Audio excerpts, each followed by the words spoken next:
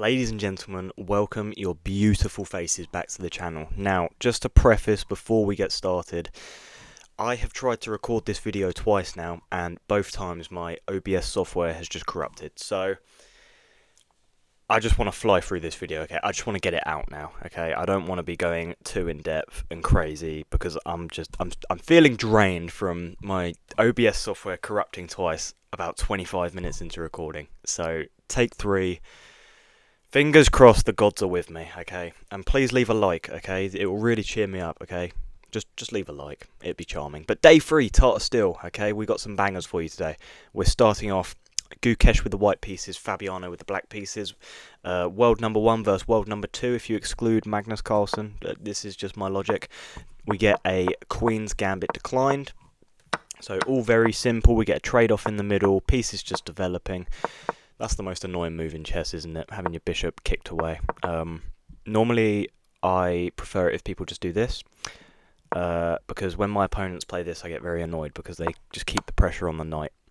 You obviously have to block with the knight here, because if you block like this, you would lose a bishop. So blocking with the knight covers the check and defends the bishop. GUKESH takes control of the center, just stabilizing his pawns. Battery on this knight. We get a trade-off there. Everything relatively simple so far. There's not been anything too drastic. Though, hang on a minute, I've just clocked FABIANO is walking his G and H pawns down the board. So if anyone is wanting a win here, it's FABIANO. I mean, look at this. FABIANO wants the win, doesn't he? Jesus Christ. Okay, we get pieces shuffling about. We get Queen E7. We get Bishop F3.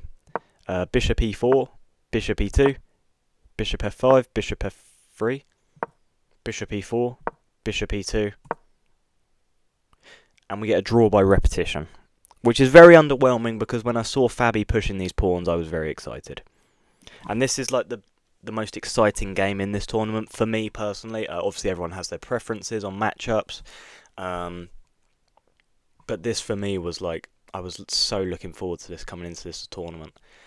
So to get a draw that quick, it is sad, but I get it. Both players now in a really good position going into day 4, so you can't be too mad. Game 2, Arjun Erigaisi, Pragnananda, Battle of India. Erigaisi likes playing these weird lines where his opponents don't know the theory too well, so he often plays opening moves that are less common, less popular. Both of them have traded off. A pawn and the queens are off the board now. That's important to note. The queens are off the board, so things get tricky. We get a knight trade. The A file is now semi-open. D file is completely open. Bishop trade. This pawn's now isolated. Knight D3, attack the bishop. Bishop shuffling about. Okay, we don't get a bishop trade.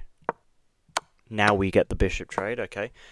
Rook A3, maybe looking to set up a battery on the A file. Yep, we get the battery. Can you just take here, maybe? And then maybe a position like this. Does this still favours white slightly? Yeah, and then you win this pawn. Then trade that. Give a check. Okay, and then you adjust up a pawn. Okay, so yeah, it is looking very good for Prague, isn't it? Sets up a battery there. Oh my god, Knight B5 looks absolutely crushing. Knight B5 looks gorgeous. Attacking the rook, defended by this pawn. Rook A6, because obviously you don't want to lose a rook if you played something like this. That would be very stupid. So, yeah, okay, so Rook D1, preparing for maybe Knight, or even Rook actually, maybe the Rook to D6. Haven't really thought. Yeah, okay, Rook D6. Rooks are shuffling about. I mean, this is just ridiculous, isn't it? I don't even know what's going on. Knight B5 here is absolutely crushing. Just wins a pawn. Okay, so yeah, Prague is just up a pawn now. Sorry, what? Guys, we've just got 8 knight moves in a row. And then King F2. It's so hard to follow these Grandmaster games. Just, what are they even doing? This is so advanced. Okay, so where's the win here then? King F3. Yeah, if you play here, you get something like this probably. Yep, and then materials completely equal. Or not completely equal. Prague has a knight instead of a rook, but he has 2 extra pawns, so it's tricky, isn't it? So we get king f3 instead, because you don't want that position. Gives a check. Wait, could you not just have taken this pawn? Okay, yeah, you could have. But knight e4, give a check, give a check, give a check. I don't understand this, okay? I watched this live, and here I just assumed you have to go here, because otherwise you're losing anyway, and you're gonna lose the game. But why would you just go here so it just definitely ends? Like, it's just checkmate. And it's not even like he was low on time, so he could have just... I know he's losing anyway, I get it. But why just put yourself in mate? I don't understand. Unless he somehow didn't see it, but you obviously saw it. I mean, it's Arjun Erigaisi, literal legend, so... Hey-ho. Prague picks up a huge win, cements himself in first. Nodrabek Abdusatorov, Mr. Consistent. If he wins this game, he goes joint first with Prague. He has the black pieces against Max Warmerdam. Probably pronounced that wrong. Apologies. We get a Roy Lopez. Hang on. Yeah, okay. Roy Lopez. H3 stops the knight jumping in. Bishop goes all the way back. The knight is looking to reroute itself to f4 potentially. Let me just bring up the analysis so I can actually analyse the game. That might help, eh? We get a trade on the D file, on the E file. Sorry. The bishops are traded off the board. Knight f8 is a gangster move. Look at that. Who finds a move like that? That's a joke, isn't it? Just rerouting the knight. Wow. Okay, so rook takes control of the open D file. Queen moves out of the way, making space for the bishop. This knight reroutes. And then we get a shuffle of pieces. If this ends in a draw as well, I will delete my YouTube channel. Okay, pieces shuffling about. Rook to e1, so I don't really know what that does. Knight g5, putting pressure on this pawn. I know it's defended, but just a bit of added pressure. Knight e3 happens. The Eval bar didn't enjoy that move. So you have to play h4 here to maintain your complete advantage. And then probably knight would go here.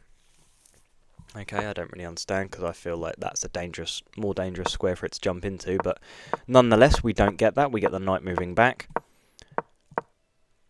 Oh, this is a bad move because of this gangster move. Knight takes on h3, just to show you guys.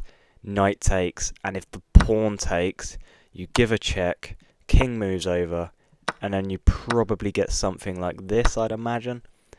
And in this position, you've got such an active queen and your upper pawn if you're Nodrabek Abdusatorov. I love his name. That is such a good name. Oh my god. Love the man. But obviously, even if you move the king, you probably... Oh, you take here first as well. Then you probably take this way in this instance and then move the knight back. So your upper pawn either way. But in that first scenario I showed, the queen is just crushing in that position, isn't it? I mean, that's just scary. So yeah, we get all this. Knight moves back. That's such a good find as well by Nodrabek, by the way. Knight h3. And then the king goes for a walk. I think he just sort of forgets he's playing chess and just goes, oh, I'm just going to have a little stroll to the other side. He probably thought his king was more protected over this side. Spoiler alert, it's not. You can take here. And the reason you can take here is because if you take back, you lose this rook as well. Oh my god, it's just such a good move. That is such a good move. So we get knight f3, rook to h5, get a trade-off. This is a slight inaccuracy. The game is not over. There's still drawing chances here for Max.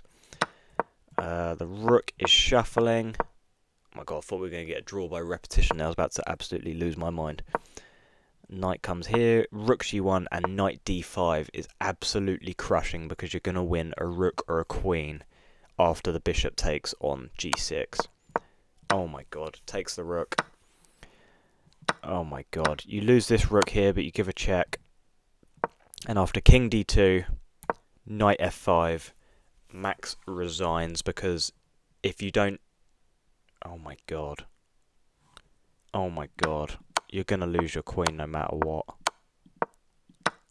Look at that. Oh my god. Because if you are just to move the queen, for example...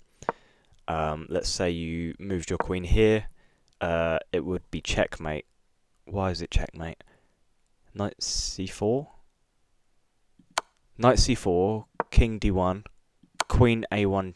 Oh my god, king c2, queen b2, and checkmate on queen b3. Oh my god, you mate in the centre of the board. That's disgusting, isn't it? That is absolutely disgusting. Oh my god. So Nodrobek picks up the win and goes joint first place after 3 days of Tata still. Please guys, comment down below your prediction for the tournament. Who do you think is going to win? I'm going to go Fabiano.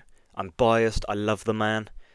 That's who I'm picking. Okay, comment down below who you think. Again, apologies if I seem unenthusiastic. I've tried recording this twice and my OBS software has just corrupted twice, so I've just tried to get through it, get the video out there for you guys. I'm sorry.